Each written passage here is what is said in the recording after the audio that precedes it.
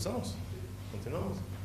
Bueno, gracias por su paciencia a los sobrevivientes y a los recién llegados.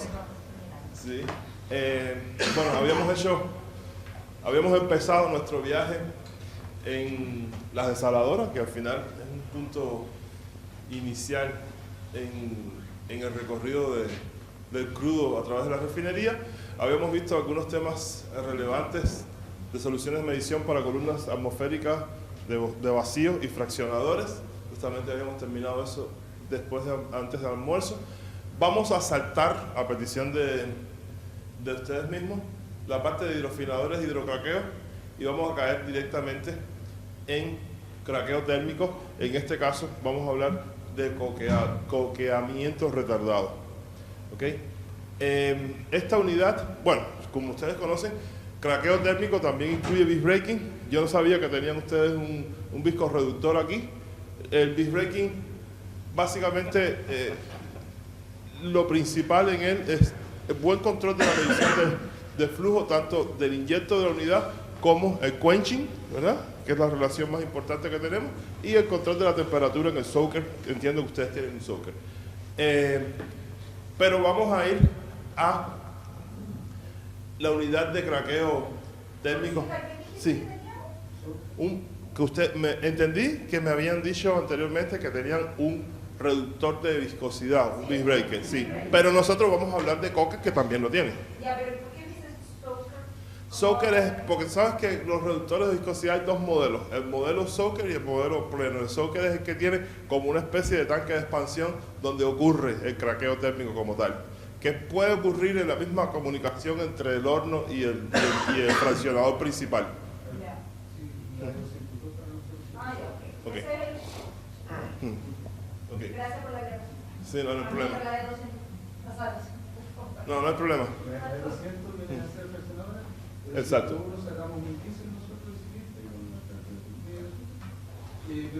Pero antes de eso tenemos una E202 que vendría siendo como el fondo de la torre fraccionadora. Exacto. Listo. De todas maneras, yo siempre digo, refinación, para mí, que no soy ingeniero de petróleo, ni mucho menos, ni químico, soy ingeniero en automatización. Una de las cosas apasionantes que tiene es que todos los días uno está aprendiendo, todos los días, y rectificando cosas y modificando cosas. Aquí mismo les voy a poner un ejemplo de algo que en una discusión con unos clientes en Estados Unidos rectifiqué un tema, y no hay ningún problema en rectificar, porque de eso se trata el proceso de aprendizaje, ¿no? Y es un proceso de aprendizaje continuo. Ok, bueno, este es el mapa que hemos estado utilizando. Por ejemplo, en este mapa de procesos, aquí estaría la unidad de viscorreducción y aquí estaría el coker. Realmente este mapa yo lo tomé, yo no me acuerdo ni de dónde, pero lo modifiqué. Esto no existía.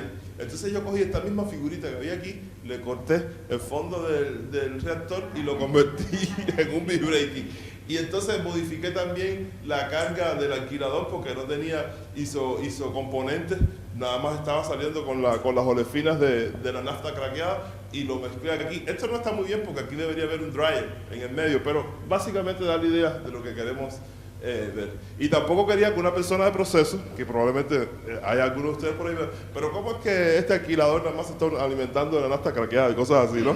Entonces, para evitar todo eso. Ok. Aquí, antes de entrar ya en la unidad, nosotros tenemos básicamente dos propuestas. Porque recuerda que nosotros no estamos hablando de los commodities, sino de las propuestas donde consideramos que hay un valor añadido para el proceso. Aquí tenemos dos propuestas. Una que tiene que ver con la medición consistente del nivel en el reactor, en el tambor de coque, incluyendo el nivel de coque, incluyendo la espuma y el nivel de switcheo, o sea, el nivel discreto que debe generar el cambio de reactor. Ese es un tema. Y el otro tema es lo que nosotros le hemos dado en llamar, que no lo inventamos nosotros, eso yo lo estoy diciendo porque en algún lugar lo leí, el non-clogging approach. O sea, la medición de las corrientes de residuos y de la carga de la unidad que son tan pesadas y poderlas hacer con un medidor que me garantice un nivel de repetibilidad consistente con los valores de la relación de reciclo. La relación de reciclo, no sé en qué valores está aquí en esta refinería, la relación de reciclo. 10, 15, 5. Estamos bajo la medida normal, sí, pero no me acuerdo el valor. Y lo que sí que nosotros para la medición, ahí siempre históricamente teníamos unos medidores, Unos wedge, ese es el clásico. Que no, o sea. Claro. Y creo que había un proyecto de cambiarlo, ¿cierto? ¿O no? Sí, ¿Te suena a ti? Si era el Cocker los wedge meter, que parece que los querían cambiar por el Sí, lado de no, ustedes, como por instrumento, ¿no? Sí, yo escuché que tenían ganas de cambiarlo, pero no han encontrado una tecnología. Exacto, de eso es de lo que vamos a hablar, justamente de eso. Es complicado, es complicado. Pero el wedge, este cocker, la licencia de cosas, ¿UOP? ¿UOP No, también? No.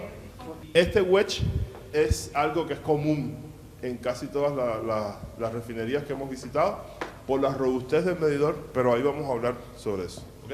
Perfecto. Sí, sí, sí. Sí.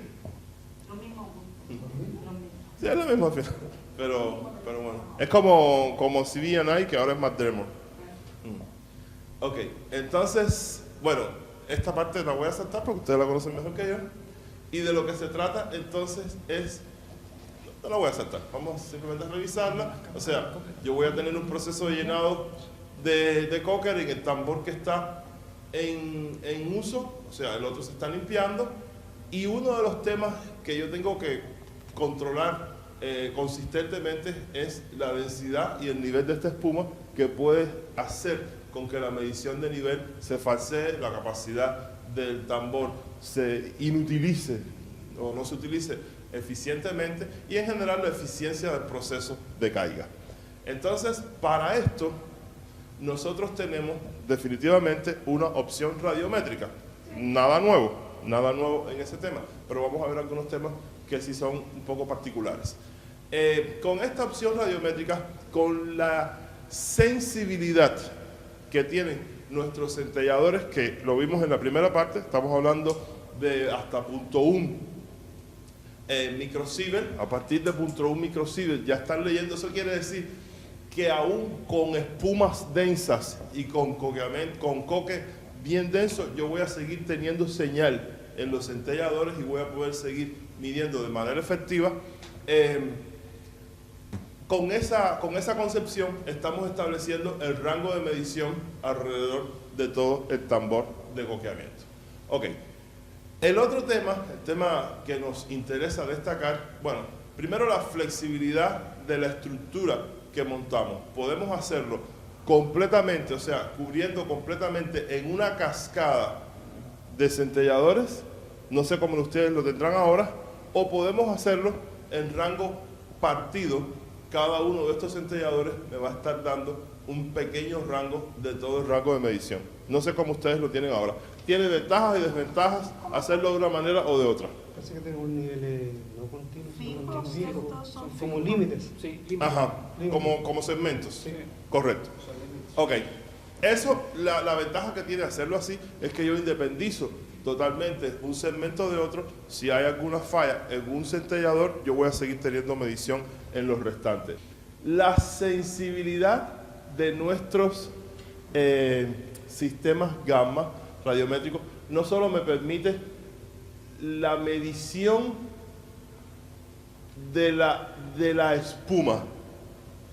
Cuando digo la medición de la espuma, no es que nosotros podamos consistentemente diferenciar entre la densidad de la espuma y la densidad de coque. Sabes que la densidad de la espuma es bastante pesada.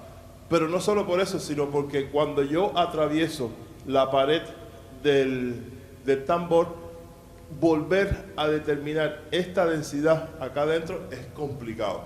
Y vamos a explicarles, vamos a comentar con ustedes, a compartir con ustedes cuál es la estrategia que utilizamos para la detección del espesor de la capa de espuma. Eso es un tema. Pero el otro tema es que justamente por la sensibilidad del sistema también podemos detectar a partir de una línea base, y los que me acompañan desde por la mañana saben que hacemos énfasis en este tema de las líneas base. La presencia, podemos detectar la presencia de... Ah, perfecto. Ahí tenemos una lista de preguntas para usted ahora. No, podemos incluso detectar la presencia o la acumulación de coque en las paredes del reactor. O sea, podemos evaluar la calidad del proceso de limpieza del tambor. Eso es una de las cosas que nosotros proponemos como ventajas de nuestro sistema, y ahora vamos a ver cómo para el proceso, o sea, efecto directo al proceso. Siempre vamos a dar una solución de medición, pero ligada a esa solución de medición vamos a estar hablando de beneficios para el proceso. Esto que está aquí, esta gráfica que está aquí, a mí me gusta mucho, porque permite explicar a nivel operacional lo que está ocurriendo con nuestros sistemas de medición. En este caso, estamos utilizando los medidores de manera independiente, y esa es una ventaja. ¿Por qué? Porque, como les comentaba, se pueden independizar, valga la redundancia, lo que ocurre en cada uno de los segmentos. Por ejemplo, aquí están coloreadas las curvas con cada uno de los detectores.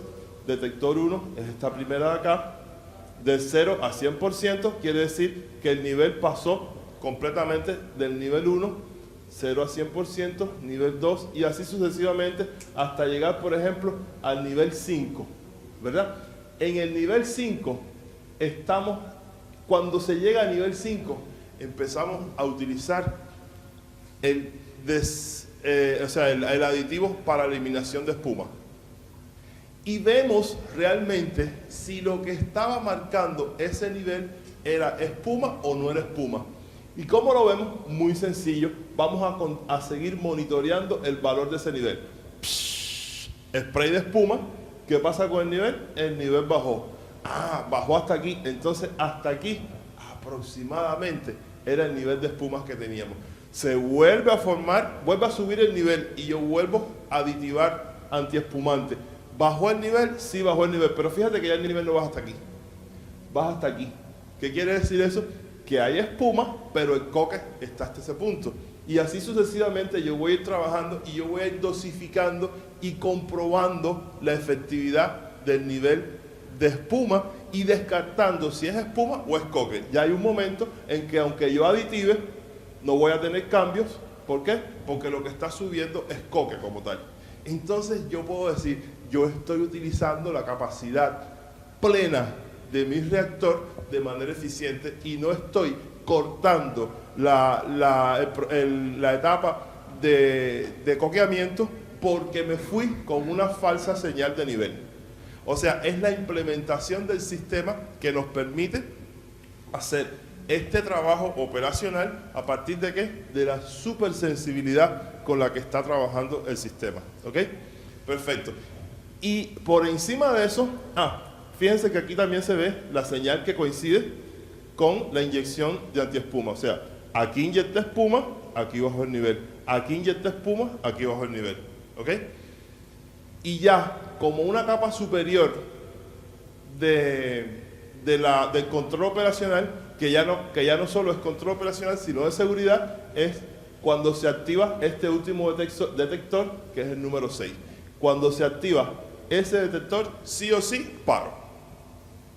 Porque ya llegué a la capacidad total. Por supuesto, ese detector está puesto en un nivel que tengo cierta holgura, cierta seguridad, que si por alguna razón yo siguiera, todavía no estaría en problemas, pero sí ya estoy en una zona de seguridad. ¿Ok? Entonces, esto para mí es bien interesante mostrarles no solo el instrumento, sino la filosofía que está proponiendo Endres desde el punto de vista de beneficio para el proceso detrás del instrumento. ¿Okay? Y ese es una de las soluciones que queríamos comentar. ¿Okay? Hay un punto adicional en esto que lo iniciamos por la mañana, creo que no fuiste tú, fue mi amigo Patricio, quien me comentó. Y habíamos puesto un ejemplo de cómo se soluciona esto en las desaladoras, pero en los tambores de coque se utiliza otra solución. ¿Por qué se utiliza otra solución? Porque el nivel de absorción que tenemos en el tambor de coque, o sea, la densidad del producto que hay dentro del tambor de coque es mucho mayor. Entonces, la solución que utilizamos anteriormente, no sé si se acuerdan, que era un sensor radiométrico que estaba afuera captando la densidad, la radiación de background, aquí puede que no funcione porque los valores que llegan aquí son muy pequeños. Entonces, la única manera en que yo tengo, o la manera que nosotros utilizamos de poder lidiar con este fenómeno es realmente cortando la radiación que sale de nuestra fuente y diciéndole a todo el sistema de sensores que la radiación que están recibiendo es radiación background, ya sea radiación natural o ya sea producida por gammagrafía o por rayos X o por lo que sea. ¿Ok? Esto es muy efectivo y es lo que les comenté que fue muy apreciado hace poco menos de 2 meses en la refinería Phillips 66 en Lake Charles, en Luisiana. ¿Ok? O sea que es parte de nuestra propuesta. Hay un video bien interesante sobre esto, donde se explica todo el sistema, cómo funciona en YouTube, y es un modulador para hacer la cancelación del ruido ambiental, ruido background. ¿Okay? O sea, es algo más que estamos aportando, no es solo el gamma por el gamma propiamente dicho. Listo. Muy orgullosos que estamos de esto, de estas referencias. Una parte de estas referencias, que ayer las mencioné, pero no las pude mostrar porque no pasamos por aquí. Esto es Reliance Industry Limited. Jan Magar. Foster Wheeler. ¿Ok? En Reliance Industry Limited, Jan Magar, la refinería más grande del mundo, pueden encontrar una importantísima base instalada de Endress & Hauser, no solo en esta unidad, sino también en el hidroafinador y en otros puntos. Además, en análisis también tenemos una base instalada bien importante. ¿Ok? Pero, por ejemplo, no solo estamos hablando de Reliance, también en IOCL, que es Indian Oil Company Limited, una compañía muy importante de la India también. Es la segunda operadora en temas de refinación en la India. Y de nuevo, en Reliance, en otra unidad. Esta es una carta de reconocimiento del 2015, no es tan vieja, y tenemos una relación de trabajo muy buena. Ya les comenté en Estados Unidos. Ahora vamos a ver una referencia de Estados Unidos en la parte de non-cloying approach. Ok, con respecto a eso, señorita de procesos, ¿algún comentario? Básicamente, bueno, usted no llegó desde el principio, pero de lo que estamos hablando es de las soluciones de medición de nivel de coque en el reactor, ¿verdad? No, la novedad no es que usemos gamma, porque esa es la solución general, sino la implementación de esa medición a partir del monitoreo segmentado de lo que está ocurriendo y el juego que hacemos con el tema de la medición de espuma. Y lo otro es la protección que tiene el sistema con respecto a las radiaciones de background a partir del modulador que se implementa, donde se cancela la energía que está saliendo de nuestra fuente y se utiliza únicamente la energía de la radiación de background para después compararla con la suma de ambas y poder trabajar de una manera consistente con esto. Entonces, no sé si tienes algún comentario, alguna pregunta. Yo lo veo como una mejora porque actualmente del cambio de cámara o cada uno de los niveles que alcanzamos de coque igual son variables y en el fondo se ha definido un criterio confiando en las mediciones del nivel que tenemos, pero sí más bien con tiempo, que cuando llegamos a cierto punto hay que unos 5 o 10 minutos más y ahí se corta etcétera. Pero es con criterio aprendido en el tiempo, sí, más que con mediciones duras que nos den con certeza en qué nivel de la cámara estamos. Pero hoy tienen gamma instalado. Tenemos, no sé qué tipo de sensores. Sí, son nucleares.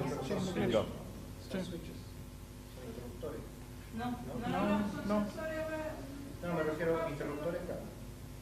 Porque hay... No sé físicamente cómo es, lo que sé es que todo el Existe. mundo anda con el dosímetro, porque Sí. la cuestión es que anda Sí. lejos. Científicamente, Yo no ando, no. gamma tiene una funcionalidad donde es un límite que detecta esa posición o te mide continuamente No, un no, 0 a no, 100%. límite, sí. Sí, Cuando eso. tenemos una alarma, ahí vamos. Hay alarma. Por eso quise el punto, porque hay que diferenciar. Claro, porque Bueno. lo que ustedes dicen es que es continuo. Continuo y además tenemos el límite.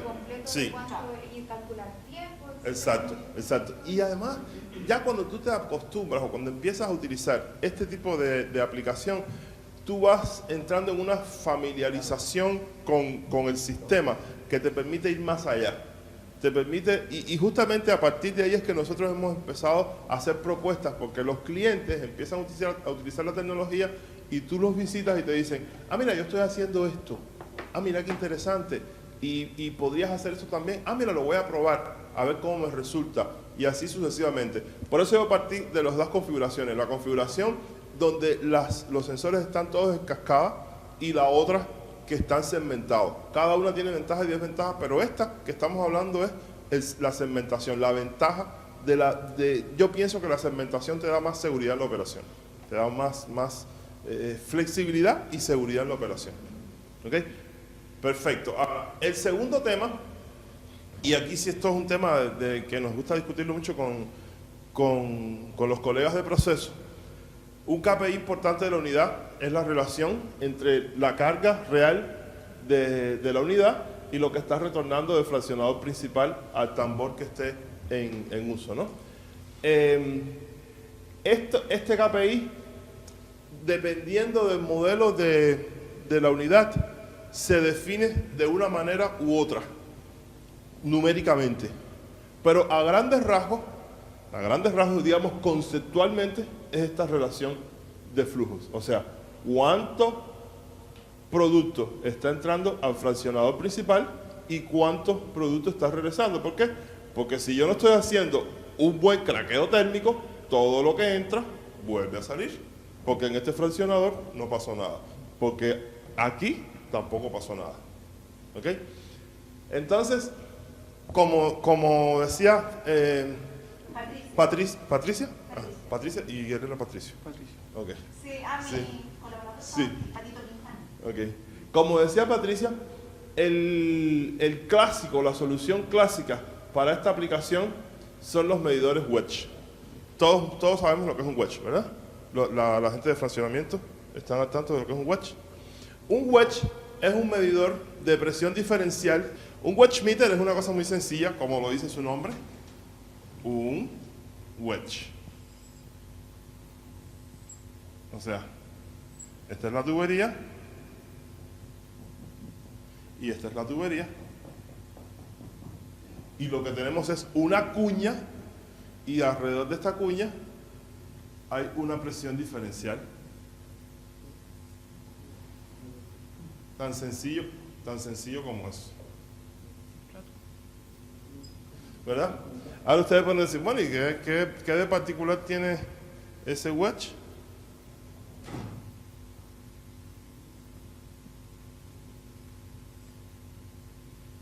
Robustez. O sea, es muy poco probable que haya obstrucción aquí. Si el fluido es abrasivo, a él no le interesa mucho porque esto está hecho de un material bien resistente, etcétera, etcétera, etcétera. Ahora, como también se podrán imaginar, el coeficiente de descarga de este instrumento, de hecho este instrumento no está caracterizado en los estándares de presión diferencial tipo ISO 5167, etcétera, etcétera, no está. O sea, el coeficiente de descarga de él es bastante impredecible o por lo menos no está estandarizado, el cálculo del coeficiente de descarga, y la caída de presión es más o menos razonable, es alta. Entonces, pero lo fundamental aquí es la robustez. O sea, usted pone el pedazo de hierro ese ahí y él va a estarle dando una presión diferencial en función del flujo. Y punto. Y se acabó. Pero nosotros en la mañana habíamos hecho una reflexión, que no la voy a repetir aquí completamente, pero habíamos llegado a la siguiente conclusión.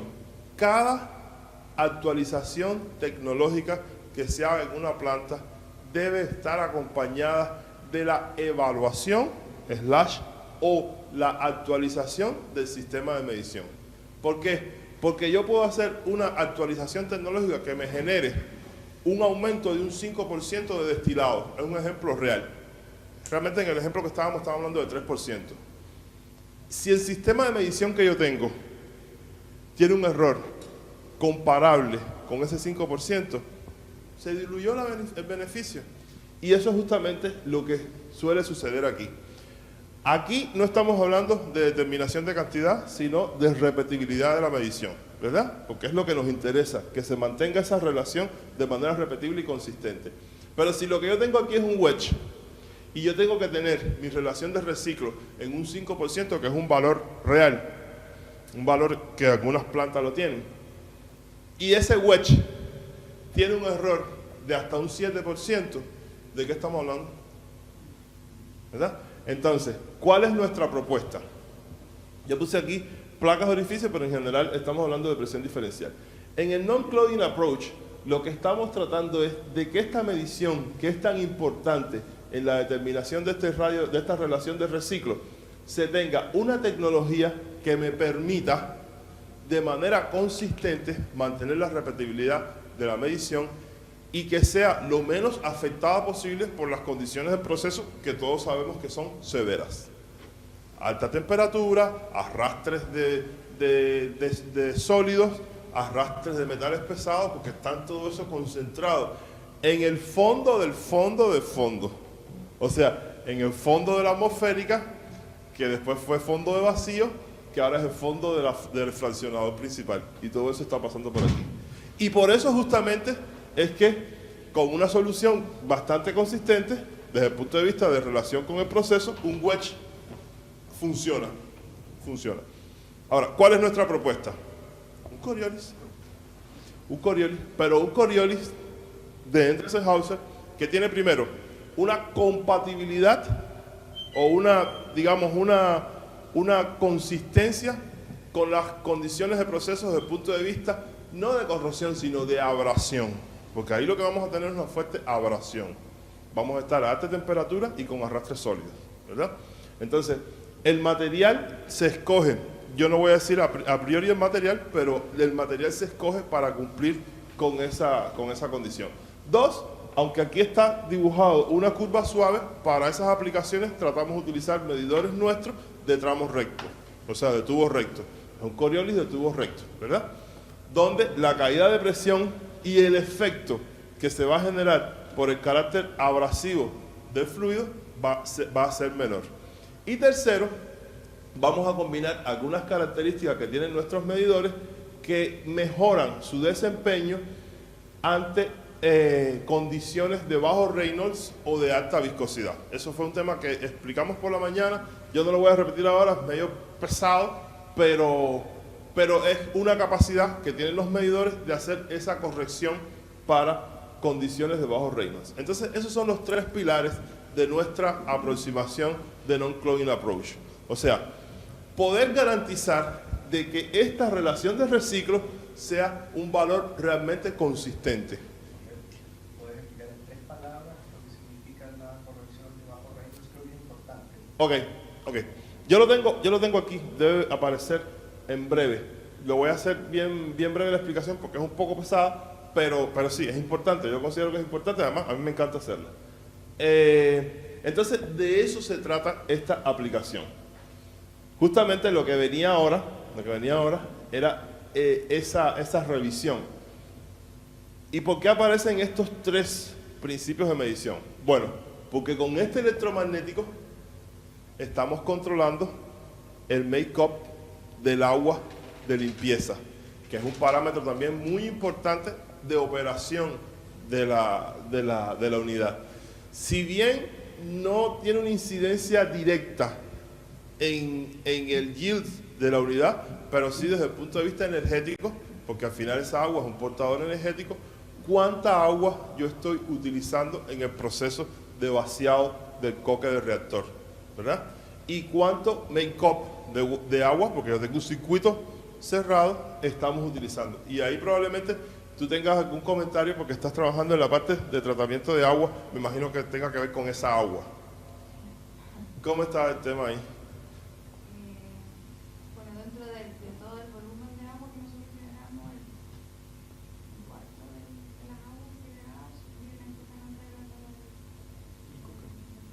limpieza. Y en muchos casos también tenemos una parte de fibra, etc. Pues obviamente poder disminuir la cantidad de agua que utilizamos a nosotros en el plan de tratamiento es lo básico para poder disminuir carga en la unidad. Claro.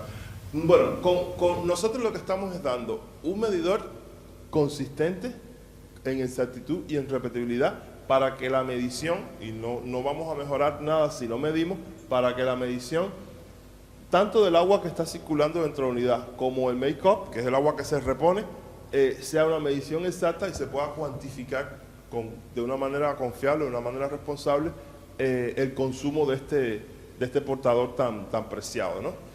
Este Vortex aparece aquí porque hace poco, y lo vamos a presentar ahora, tuvimos la oportunidad de sustituir un Vortex similar, o sea, no era de la competencia, o sea, era la competencia, no era nuestro,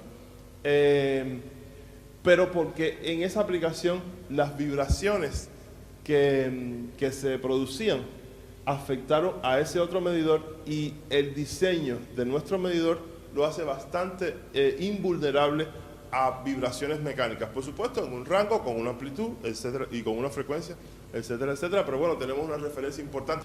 Y aquí están, bueno, olvidé poner un medidor de tramos rectos, pero bueno, es nuestro catálogo de medidores Coriolis, donde un medidor similar a este, pero de tramos rectos, son los que estamos promoviendo para la medición del non-cloning approach de estas corrientes que hablamos, que ahora vamos a ver un planito un poco más detallado. Esta aplicación es compleja, es absolutamente compleja.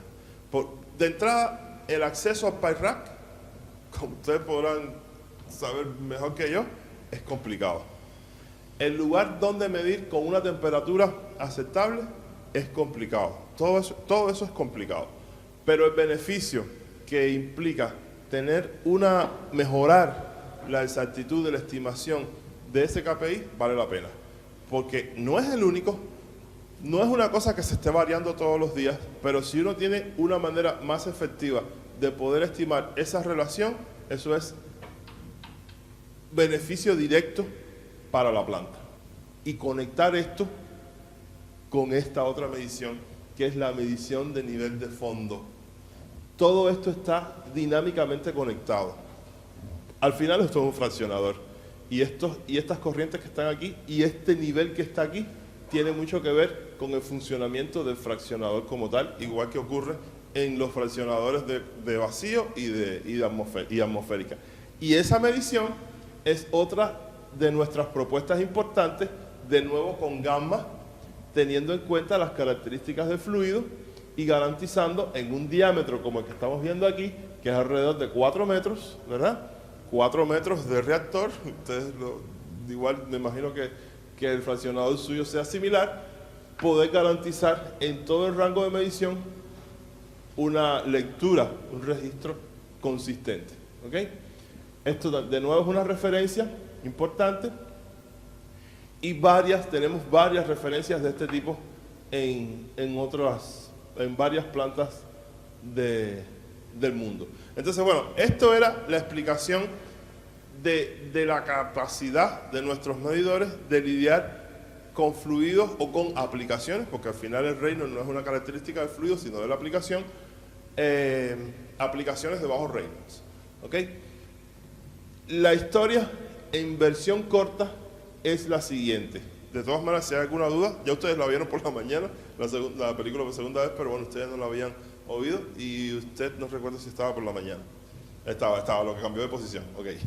Entonces, la historia es que realmente en condiciones de alta viscosidad, entiéndase bajo Reynolds, hay un efecto negativo en el desempeño de los medidores Coriolis por la siguiente razón.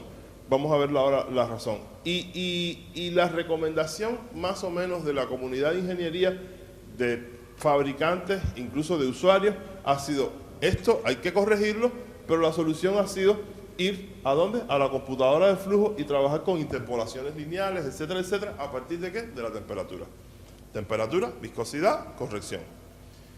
Pero ¿qué pasa con ese lazo? Temperatura, viscosidad, corrección.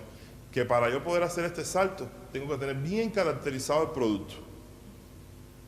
Y eso en los días actuales, con los crudos, con las recetas variables, con los crudos de oportunidad, etcétera, etcétera, etcétera, es muy poco probable. Entonces, eso está generando un error, aun cuando se hace la corrección.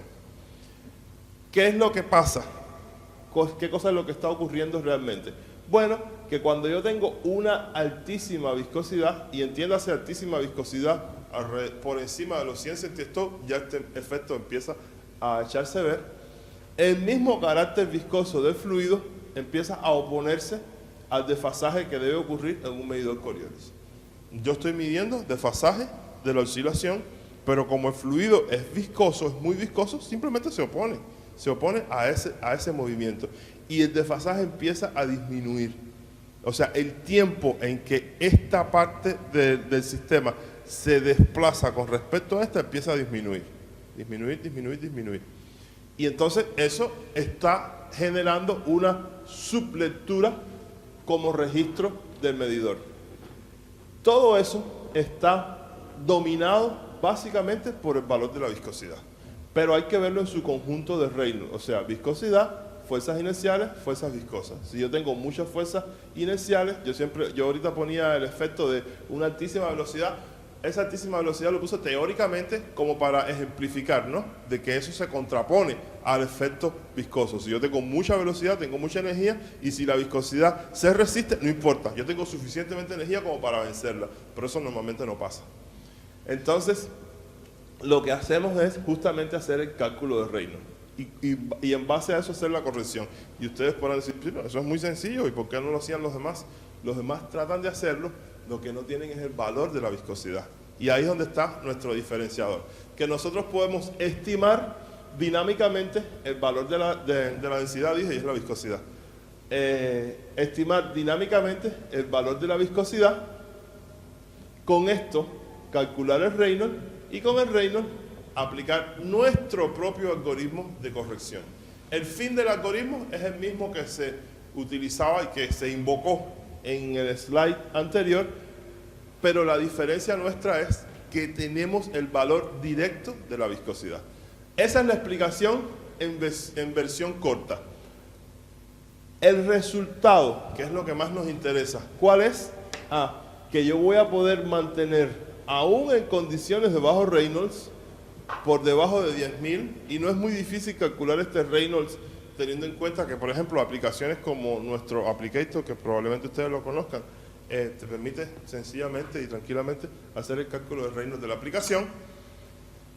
En aplicaciones como esta ya se debe evaluar la posibilidad de utilizar un mecanismo que me garantice el desempeño del sistema de medición bajo estas condiciones. Hay otro elemento también diferenciado de nuestros medidores, que es la capacidad de poder hacer la conversión a volumen estándar neto en el mismo medidor. Pero esto no tiene gran impacto en el tema que estamos discutiendo. Aquí lo importante es poder convivir con esa condición de bajo Reynolds. Ok. Y esto es lo último que quería mostrarles en este tema, es justamente esta referencia que les comento, donde nuestro medidor, justamente por la construcción del medidor y por la robustez del medidor en términos de capacidad de resistencia ante vibración, fue utilizado sustituyendo un medidor que está aquí tapado. Entonces, a manera de resumen, nosotros estamos absolutamente conscientes de la altísima complejidad operacional de una unidad de coqueamiento retardado, por muchas razones, que algunas de ellas se nombran acá. Y sabemos también las condiciones severas de operación, no solo complejidad, sino severidad de la operación que esta unidad tiene. Es por eso que cualquier solución que mejore el desempeño o que garantice el buen desempeño de esta unidad, estamos seguros que va a ser bienvenida, y nosotros nos esforzamos en poder continuar brindando soluciones para este tipo de unidad, para mantener un buen desempeño y para aumentar el rendimiento de las mismas, sobre todo el impacto que tiene esta unidad, siendo generando el feedstock de otras unidades, como puede ser el cracking o como puede ser alguna otra unidad, o el hidrocracking, por ejemplo, que se está alimentando de la salida de esta unidad.